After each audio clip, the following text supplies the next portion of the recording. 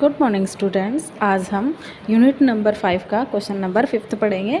अधिगम सिद्धांत तथा शिक्षण सिद्धांत के प्रत्यय क्या हैं। अधिगम का मतलब होता है बच्चा जो लर्निंग करता है, बच्चा जो सीखता है, और शिक्षण सिद्धांत होता है टीचर जो उसको सिखा रहा है। अब इन दोनों की प्रोसेस क्या होती है वो हम आज पढ़ेंगे। सिद्धांत जो स्वयं में एक जटिल प्रश्न है, इसकी व्याख्या नहीं की जा सकती।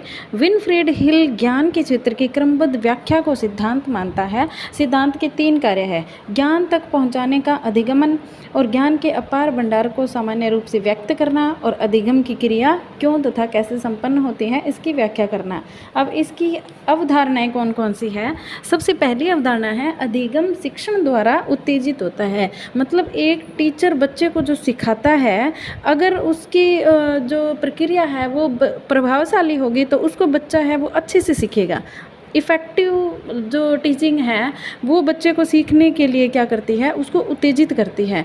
मूलतः शिक्षण अधिगम को उत्तेजित करने व मार्ग प्रदर्शन करने की प्रक्रिया है, और कक्षागत शिक्षण में गृह कार्य, प्रश्नोत्तर, उदाहरण, दृष्टांत आदि के द्वारा अध्यापक छात्रों को अधिगम के लिए प्रेरित करता है। शैक्षिक जगत में छात्रों की गतिविधियां महत्वपूर्ण रही हैं, और यही शिक्षा में शोध को प्रोत्साहित करती हैं। उसके बाद सेकंड पॉइंट है, अधिगम को प्रशिक्षण द्वारा व्यवहार में संशोधन की प्रक्रिया मानी गई है। मतलब बच्चा है जो सीखता है, उससे उसका जो बिहेव होता है वो क्या होता है, वो चेंज होता है, उसमें हम बदलाव कर सकते हैं सिखाने के द्वारा। शिक्षण की प्रक्रिया में अधिगम के सिद्धांतों ने महत्वपूर्ण भूमिका का निर्वाह किया है, और ये सिद्धांत इस बात की ओर संकेत करते हैं कि सीखने की जो क्रिया है वो किन परिस्थितियों में संपन्न होती है और किन में संपन्न नहीं होती है। मतलब बच्चे को सिखाने के लिए जो एनवायरनमेंट होता है वो कैसा होना चाहिए। अधिगम का सिद्धांत एक सामान्य अवधारणा है जो सभी प्राणियों पर, सभी कार्यों में, सभी स्थितियों में लागू होती है। अधिगम सिद्धांत उन दशाओं पर विचार करते हैं जिनमें सीखने की प्रक्रिया संपन्न होती है। ये सिद्धांत उन दशाओं की व्याख्या करते हैं जिनमें सीखने की क्रिया पर नियंत्रण किया जा सकता है, उसके बारे में भविष्यवाणी की जा सकती है। मतलब हम बच्चे को सिखा रहे हैं तो हम बच्चे का जो सीखने का तरीका है, उसका बिहेवियर है, उसको देख के हम उसकी भविष्यवाणी कर सकते हैं कि ये बच्चा अपनी लाइफ में कहाँ तक पहुँच सकता है, कितनी प्रोग्रेस कर सकता है। उदाहरण के लिए एडवर्ड थॉर्नडाइक ने सन 1913 में अधिगम के एक सिद्धांत का प्रतिपादन किया था। उसमें अपने सिद्धांत में यह बताया कि शिशु तथा मानव की कमी किसी वातावरण में सीखने की क्रिया के मध्य कौन सी उत्तेजनाएं, अनुक्रियाएं उत्तरदायी है। इस मत के अनुसार सीखने की जो क्रिया है उसके कर्मिक विकास में 2 दशाएं उद्दीपन अनुक्रिया संयोग प्रदान करती है। एक तो होता है उद्दीपन और दूसरी होती है अनुक्रिया। उद्दीपन होते हैं मतलब बच्चा जो सीखता है और सीखने के बाद उसके प्रति अनुक्रिया कैसे करता है, मतलब वो उसके अकॉर्डिंग चल रहा है या नहीं चल रहा है। उत्तेजना और अनुक्रिया दोनों एक साथ होना आवश्यक है। मतलब बच्चे को सीखने के लिए उसमें जिज्ञासा का होना बहुत ज़रूरी है।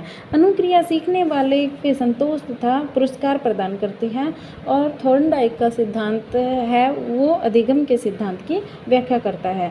उसके बाद हम देखते हैं पॉइंट नंबर 3, अधिगम सिद्धांत शिक्षण सिद्धांत पर आधारित।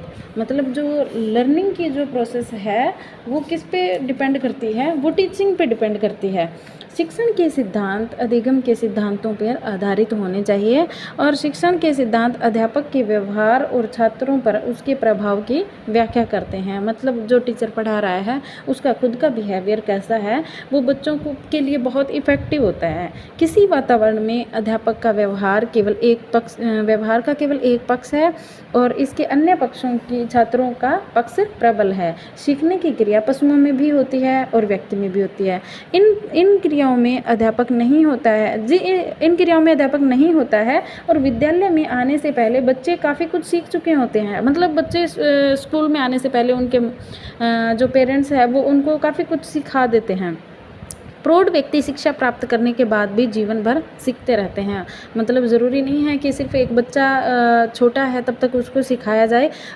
जो कोई भी होता है वो पूरी लाइफ टाइम सीखता है, और सीखने सिखाने की अपेक्षा है सर्वव्यापी अनुभव है। उसके बाद है 4th पॉइंट, अधिगम सिद्धांत के शिक्षण के सिद्धांतों से अधिक प्रगत तथा परिष्कृत है। अधिगम के सिद्धांतों के क्षेत्र में अभी भी अनुसंधान की आवश्यकता है और अधिगम के सिद्धांतों में भी मतभेद है। विनफ्रीड हिल के अनुसार अधिगम सिद्धांत व्यापक भी है और संकीर्ण भी है। संकीर्ण मत अधिक कठिन है और उदार मत अधिक सरल एवं सटीक है। हिल ने एक दृष्टांत द्वारा व्याख्या करने का प्रयास किया। वह व्यक्ति जो विविध व्यक्तियों के संपर्क में आता है वह उदार सामान्यीकरण से लाभ उठाता है। अधिगम की क्रिया उस समय अधिक प्रभावशाली होती है जिस छात्र को भयभीत करने के बजाय उसे प्रेरित किया जाता है। मतलब बच्चे को कोई भी उसके सामने डिफ़िकल्टी आती है तो उसको डराने के बजाय उसको प्रेरित किया जाए ताकि वो उसको फेस कर सके। वैज्ञानिक नियम के अनुसार यह सामान्यीकरण अस्पष्ट है क्योंकि उसमें अभिप्रेरणा तथा भय की विशेषता की एक व्याख्या नहीं की गई है। अधिगम की परिस्थितियों में इस कथन का प्रयोग महत्वपूर्ण है। इसी प्रकार कोई भी व्यक्ति किसी विशेष अधिगम परिस्थिति का अवलोकन करता है वह देखता है कि किसी शस्त्र के संचालन की क्रिया नाश्ता करने से 3 घंटे के बाद प्रभावशाली होती है। यह सामान्यीकरण अधिक संक्षिप्त तथा प्रभाव उत्पन्न करता है और इस सिद्धांत के विनियोग के क्षेत्र अत्यंत सीमित है। अधिगम के सिद्धांत की अवधारणा का आधार यह है अधिगम मूलतः स्वाभाविक प्रक्रिया है। मतलब जो सीखता है वो ज़रूरी नहीं है कि स्कूल में सीखे, क्लास में सीखे। कोई भी बच्चा है वो कहीं भी सीखता है, घर पे भी सीखता है, एक ग्राउंड में अगर वो खेल रहा है तो वहाँ भी उसे सीखने को मिलता है, अगर वो मार्केट में जाता है तो वहाँ भी उसे कुछ ना कुछ सीखने को मिलता है। तो ये एक क्या होती है, ये एक स्वाभाविक प्रक्रिया है। मतलब बच्चा स्कूल में ना होकर कहीं भी हो तो उसको सीखने के लिए कुछ ना कुछ मिलता है। ये एक स्वाभाविक प्रक्रिया है। विकास की प्रक्रिया अधिगम की क्रिया के माध्यम से व्यक्त होती है। मतलब बच्चा जितना अच्छा सीख रहा है उसका विकास उतना ही अच्छा होता है। उसके बाद हम पढ़ते हैं अधिगम के सिद्धांतों की अवधारणा, कंसेप्ट ऑफ लर्निंग थ्योरी। अधिगम के सिद्धांतों की आवश्यकता शिक्षण तथा अधिगम को प्रभावशाली बनाने के लिए हुई। मतलब जो अधिगम लर्निंग के जो सिद्धांत है वो किस लिए बने, ताकि टीचिंग को इफ़ेक्टिव बनाया जा सके। अनेक मनोवैज्ञानिकों ने मानव के व्यवहार के आधारभूत क्षेत्रों को आधार मानकर अधिगम सिद्धांतों की अवधारणा को विकसित किया है। संयोजनवाद, व्यवहारवाद, अंतर्दृष्टि, चिन्ह पूर्णाकार आदि अनेक अवधारणाएं अधिगम की प्रक्रिया पर नए दृष्टिकोण प्रस्तुत करती रही हैं। इसलिए अधिगम की अवधारणाओं में 2 आधार प्रकट होते हैं। सबसे पहला है बिहेवियर, व्यवहार। जी लेस्टर एंडरसन ने कहा है कि सभी प्राणी निरंतर अनुक्रिया करते हैं। हमारी मांसपेशियां संकुचन या ग्रंथियों का स्राव करती है और इसी क्रियाकलाप को व्यवहार कहते हैं। और व्यवहार मनोविज्ञान की मूल सामग्री होती है और इसी व्यवहार में परिवर्तन के आधार को अधिगम की अवधारणा कहते हैं। मतलब बच्चा जैसे भी कभी भी कहीं भी कुछ भी सीखता है तो उसके बिहेवियर में क्या आता है, चेंज आता है। उसके बाद है परिपक्वता। मतलब बच्चे को है वो उसकी एज के अनुसार अधिगम होना चाहिए। छोटा बच्चा है वो कितना सीख सकता है, किस स्तर तक सीख सकता है, उसको उतना ही सिखाया जा सकता है। मतलब परिपक्वता है वो सीखने में बहुत इम्पोर्टेंस रखती है। अधिगम सिद्धांतों की अवधारणा का आधार परिपक्वता भी है और व्यक्ति की शारीरिक तथा मानसिक परिपक्वता अधिगम की क्रिया को प्रभावित करती है। यदि अध्यापक को पता है कि परिपक्वता या अधिगम छात्र की प्रगति को किस प्रकार प्रभावित करते हैं तो वो उसका लाभ उठा सकता है। और इसके साथ साथ अधिगम से संबंधित कारक भी अधिगम की धारणा की पुष्टि करते हैं। इनमें योग्यता या क्षमता, अभिप्रेरणा, प्रयोजन, पुरस्कार का प्रभाव, अभ्यास, विस्मरण और शिक्षण अंतरण भी अधिगम के सिद्धांतों के विकास करने में योगदान देते हैं। मतलब ये जो चीज़ें हैं, जैसे बच्चे की योग्यता है, अभिप्रेरणा होता है, मतलब बच्चे को हम किसी चीज़ को सीखने के लिए प्रेरित करते हैं और उसका जो एम होता है, और जो हम उसको पुरस्कार देते हैं और अभ्यास कराते हैं। मतलब किसी चीज़ का बार बार अभ्यास कराएंगे तो बच्चा अच्छा सीखेगा और उसके माइंड में वो चीज़ें फिक्स हो जाएंगी। और जैसे हम कोई भी प्राइज़ देते हैं तो प्राइज़ का उस बच्चे पर अच्छा प्रभाव पड़ता है। मतलब आज किसी बच्चे को प्राइज़ मिला है तो दूसरा बच्चा उस चीज़ को देखेगा कि इसको प्राइज़ मिला है तो कल को मैं भी ऐसे ही ट्राई करूँ, पढ़ने में अच्छा बनूँ ताकि मुझे भी कल को प्राइज़ मिल सके। अब ये चीज़ें होती है वो क्या होती हैं, वो अधिगम के जो सिद्धांत हैं उनमें उनके विकास में योगदान देती है। उसके बाद है अधिगम के इन अवधारणाओं से स्पष्ट है कि स्थिति और अनुक्रिया दोनों ही जटिल क्रियाएं हैं और विशेष रूप से घटने वाली क्रियाएं हैं।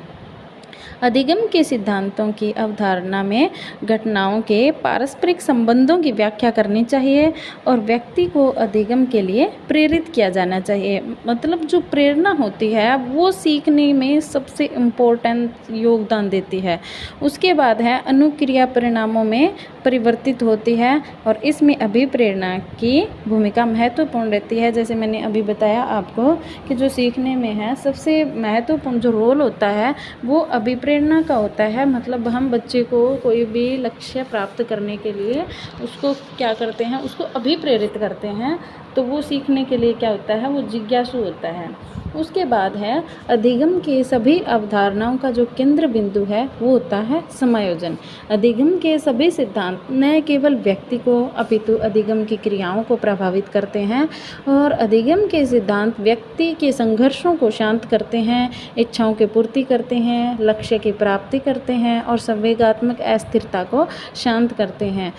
अधिगम सिद्धांतों की अवधारणा इस बात की ओर संकेत करती है कि व्यक्ति कैसे सीखता है। सामान्य परिस्थितियों में अधिगम की समस्या नहीं है, अपितु विशिष्ट स्थितियों में अवधारणात्मक समस्याएं आती है। अतः अधिगम को सिद्धांतों की अवधारणा ने शिक्षण को नई दिशा प्रदान की है। मतलब अधिगम के लिए इन्होंने कुछ सिद्धांत बना दिए कि बच्चे को सिखाने के लिए हमें कौन कौन सी टेक्निक्स यूज करनी है। तो इसलिए जो अधिगम है वो क्या हो गया, हमारे लिए बहुत ही प्रभावशाली हो गया और शिक्षा को एक नई दिशा मिल गई सिखाने के लिए। Thank you.